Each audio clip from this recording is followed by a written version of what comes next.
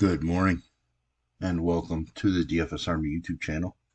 I am Razzle11 and you can find me on Twitter at Razzle11Grinds. You can take a look at some pitching for today, the 20th of July, Thursday. We have a 7-game main slate which starts in roughly 3.5 hours, which is a little bit insane. There's a 3-game evening slate. We can look at that pitching really quickly. Not much to be said about that one, but weather-wise, I'm still waiting for our weather station to be updated, so we'll have to look at that a little later. Let's take a look. This 3-gamer this evening, I don't feel very confident about anything I'm looking at, but Glass now is a minus 190 favorite. Massive K upside. Uh, Easily going to be my favorite SP on that little slate. Marcus Stroman's a minus 130 favorite. Perfectly fine with him. I don't love it, but he has been phenomenal at Wrigley. Struggled in 2 starts against the Cardinals this season.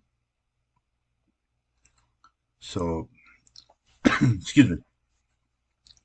He actually had one of those 2 starts was decent. So, that's where we have to kind of pay attention to the overall numbers against St. Louis. One was a pretty decent start. The other one was not so good. A lot of talk about him getting traded, so I don't know how that really affects him, but probably the SP2 on this slate, or well, might have to go with JP France minus 190 favorite against Oakland. Hasn't been great, but has been at his best on the road, which is definitely key here. Kyle Gibson's in play. Was solid against Tampa Bay earlier. Been better on the road. Steven Matz, there's upside. And, we saw it against the White Sox. But it's a pretty low floor for the pitching. And Hogan Harris isn't really an option for me. So let's take a look at the main slate here. At the top, we have Spencer Strider, minus 205 favorite. Arizona has beaten Atlanta the last 2. Massive K upside, obviously, but there's been more runs recently. Certainly just the highest ceiling on this slate. And somebody I will definitely have exposure to, but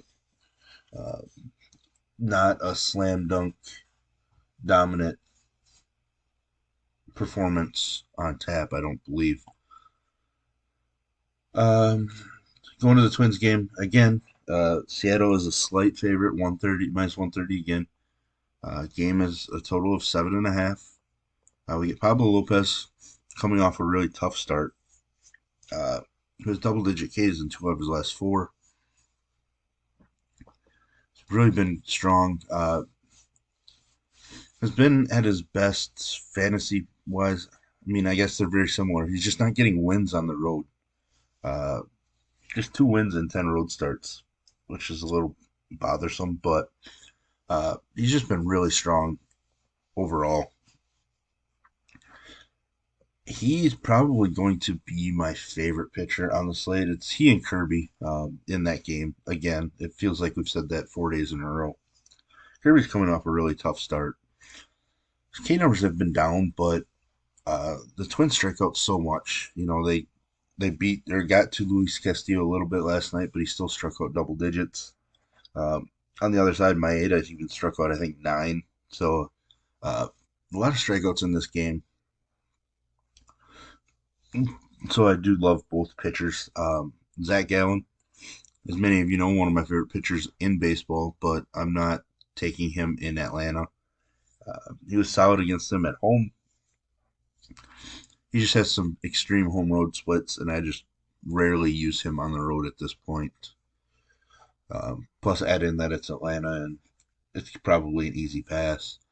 Blake Snell, a minus 115 favorite. Just been, phenomenal the last 2 months now. Uh, I actually like the matchup for Snell. Hasn't allowed a run in any of his last three starts. Toronto is not the best team against left-handed pitching. They don't. It's not like they have a huge strikeout rate, but they just don't have any kind of power. Um, Obviously, they have guys that can hit home runs. They just haven't showcased power against left-handed pitching this season. So I think Snell is a very interesting play. I'd be really curious to see what his projected ownership is because I have a feeling people just automatically fade some pitching against Toronto. Uh, I don't really. I do fade some pitching against Toronto, but just not based on Toronto name. Really dig into that matchup, and off the top of my head, I think Snell lines up to be a fairly interesting option.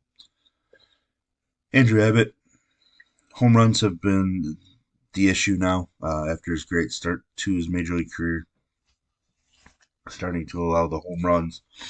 Ks have been down, uh, as some people point out. Basically, some regression might be hitting, overachieving early. I'm interested. Small ballpark home runs will happen, but I do like left-handed pitching in San Francisco. The issue is like guys like Wilmer Flores, Austin Slater, have started to heat up, and those two are guys that traditionally just destroy left-handed pitching. Um, so it is going to be an interesting lineup. I think I will definitely have some San Francisco stacks, but I will have some shares of Andrew Abbott. Corbin Burns coming off of a dominant performance that helped me ship 15K on that Friday against Cincinnati,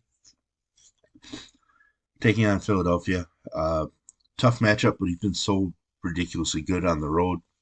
Um, I'm intrigued enough that I will be including him in my pool. I don't plan on going super heavy. Philadelphia is a minus 120 favorite in that game. Touched on Kirby already. Bassett, I'm not really going to use him against San Diego. I don't mind Bassett. He's been far better at home. He hasn't been atrocious. 2 starts ago wasn't the greatest, but I kind of like the San Diego offense a little bit sneakily today, but I'll have to dig in more. But right now, Bassett would be on the outside looking in on my player pool. Alex Cobb has been a different pitcher on the road. Not somebody I really want to use in Cincinnati, but um, with some of Cincinnati's struggles, at times maybe we do have to consider him. But right now, I'll kind of put him with Bassett. That I'm not all that interested in him, but uh, I'm willing to change my mind if some of the numbers I look into tell me that I need to get some exposure. That game right now is a coin flip with a total of just 9.5. Where I know nine and a half is higher, but all week that series has been in the double digits. So uh, maybe there's a little something there. But Taiwan Walker, rough start against Tampa Bay, which to be expected. Still put up nearly 22 DK points despite 5 walks and 4 runs allowed, but has been really strong since the beginning of June. At his best at home, like ridiculous. Just 24 hits allowed in 43 innings. That's it's kind of impressive for somebody like Taiwan Walker. The Milwaukee offense overall is not dangerous, so maybe we do have to consider Taiwan Walker. I can't believe I'm saying that. Not somebody I try to use very much, but as we see, we've been getting some really solid performances coming off of a so-so start, but it was against a tough San Diego squad. So um, give him a little bit of a pass, but he just didn't put up enough fantasy points. Big thing though is his price was 9,300 his last 2 starts against more difficult teams. Now he's 7,300 against the Brewers. Big price drop. Very interesting option for me. Heading to Kopech. The Mets are minus 160 favorite. Kopech coming off of an atrocious start. Has been rough the last month, but man, I just keep remembering this stretch here where he just dominated. And I feel like he can get there. I just don't know when he's going to get back to it. I think I'd definitely rather play Walker. So at this point, Kopech is going to be out on the outside looking in. Quintana, let's see, 78 pitches in his last rehab start, but that was 12 days ago. Um, I guess I would think maybe he's an 85 pitch guy. Maybe. He is favored against a White Sox team that isn't overly dangerous. So maybe he's viable. I actually prefer Lorenzen down here. I'm going to keep picking at Kansas City, even if sometimes it burns me. Been pretty solid against Kansas City overall. He was an all-star. Debatable whether you just want to say it's because he was Detroit needed somebody. No runs allowed in the last two starts. 2 runs or less in 4 of the last 5. I think he's an excellent option. Probably going to be pretty popular. Detroit is a minus 130 favorite. So there you have it. There's the first look at pitching for the slate that starts in roughly 3.5 hours. If you enjoy what I bring to you, please hit the like button, hit the subscribe button, turn the notification bell on, get the alert anytime we drop videos here at DFS Army. And if you want to join us, get access to our tools, coaches, notes, Discord, everything, I will put links in the description below. You can use promo code RAZ, that's R-A-Z, for 10% off your monthly membership. And I was alerted that Summer 50 should still be up, where you can use Summer 50 to get 50% off your first month with us.